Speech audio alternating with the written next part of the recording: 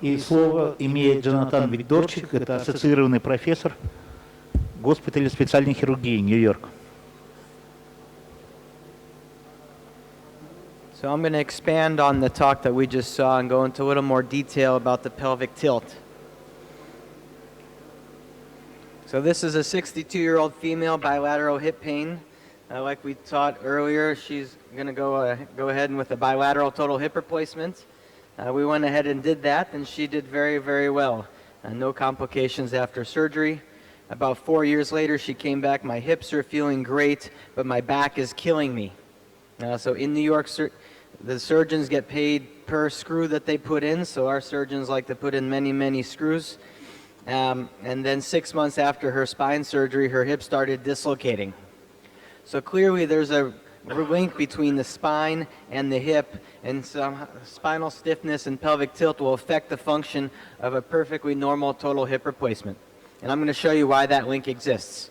This is important because hip stability is the #1 cause of revision total hip replacement, and it's also the #1 cause of re-revision total hip replacements after the revision. And this has been proven in multiple studies.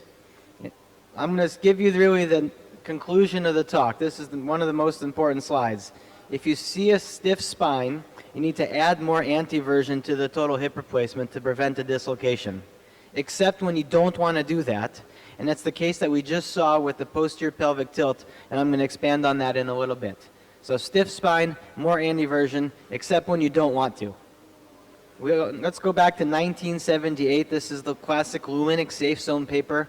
He looked at 300 hip replacements, posterior approach. He had a 3% dislocation rate, which is a little bit higher than our dislocation rates currently in 2019. He came up with a safe zone, 40 degrees of inclination, 15 degrees of anteversion, plus or minus 10 degrees. And he found that the majority of his hips within that zone did okay. Except when we zoom in, he actually had 3 dislocations in his safe zone. So clearly, that safe zone was not safe for these particular patients. The Mayo Clinic also looked at this. They looked at almost 10,000 hip replacements and found a 2% dislocation rate, which I think is more consistent with what we see traditionally now, and found that half of their dislocations were actually in the safe zone. So the safe zone was not safe for half of their patients in this study. Why the big difference here? Well, when Lulinik took his x-rays and created his safe zone, he made sure that the AP pelvis x-ray was exactly level like this. He made the patient stand, or when they're laying down flat, the patient's pelvis was exactly level, and he used a device to make sure of this, and then he took his x-ray, and then he created a safe zone. But what we know and what we just saw is that when the patient moves, when they stand, when they sit, when they bend over to tie their shoes, when they get up out of the chair, the pelvis is actually moving throughout that entire range of motion. And if you do a good job with your hip replacement and you put the cup in that's fixed to the pelvis, the acetabular cup will also be moving. So that static safe zone is no longer a viable concept as soon as that patient gets up off the operating table. And we can model exactly degree for degree how much that cup moves based on the pelvic tilt that's moving. You can see from this video, as the pelvis tilts backwards, the cup is more open. And as the pelvis is slowly tilting forward, you can see that the cup is closing down. So pelvic tilt has a direct relationship to how the acetabular anteversion is calculated, and that relationship is 0.75 degrees of anteversion for every degree of pelvic tilt. This is going to play an important role when we're thinking about how the normal body goes from standing to sitting positions. So clearly, these little dots where that cup is no longer just a static safe zone, but our cups are moving throughout a dynamic zone throughout the ranges of motion and activities of daily living. This is a normal patient. These are lateral x-rays from when they're standing versus sitting. You can see when somebody sits down, their pelvis rolls back, their spine relaxes, and their femurs are parallel to the floor. That's a completely normal position. However, if you start doing this on all your patients, you'll see that every single patient is different. This patient here on the left, the pelvis rolls back. You can see that the cup is in a different position from where it was in the standing position. And when you look at the patient on the right, that patient has a stiff spine and the pelvis didn't move at all. The cup is in exactly the same position as it was in the standing position. And you can clearly see that there's impingement of the femoral stem on the cup, and this patient is clearly a high risk of dislocation because of the stiff spine. So what patients are at high risk for dislocation? Hip replacements do pretty good. I think 1 or 2% of dislocation problem is not that bad, except we can identify a specific cohort of patients who are at more risk. Spinal deformity patients, they have an 8% dislocation rate, even up to 18 or 20% in some studies in that population. Also, the patients with a stiff spine. We found that the more number of levels that the spinal fusion was fused, the higher the dislocation rate. Control group 1.5%, 1 to 2 levels that doubled. In a 3 or more level fusion, your dislocation rate almost quadrupled, 4 times higher. So even though hip replacements do well overall, these two selection groups of patients are at very high risk. So the goal of our workup when we're doing hip replacement is to identify who has a spinal deformity and who has spinal stiffness. And then once we can answer these two questions, we can do the hip replacement differently. How we're going to do that? We're just going to take 2 extra x-rays, a standing lateral and a sitting lateral view. We're going to draw 2 lines. One is the anterior pelvic plane and one is the sacral slope. So step 1 is to look at that standing lateral view. We're going to look at the anterior pelvic plane. In a normal patient, ASIS pubic symphysis should be straight up and down.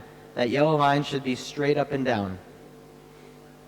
This is a patient with an anterior pelvic tilt, but this is from a hip flexion contracture, and you can see as we did both of the hip replacements, that tilt resolved back to a normal pelvis. Step 2 is going to be looking at the standing versus the sitting lateral, so a dynamic analysis of how this patient works. This patient, you can see when he sits down, the sacrum and the pelvis roll back. This patient has a normal spine with not an increased risk. This patient here, there's no change in the sacral slope. This patient has a stiff spine, so they're functioning as if they have a spinal fusion, and they're an increased risk for dislocation. Here's a case example. This is a normal AP pelvis, so it looks pretty good. Not too many abnormalities. You check the standing lateral view, and the yellow line is pretty much straight up and down. No spinal deformity. However, when you look at the standing versus the sitting lateral view, this is a stiff spine with no change in their sacral slope from standing to sitting. So this is a patient that does not have deformity but has a stiff spine, so I'm going to increase their anteversion just a little bit to make them more protective in that sitting position.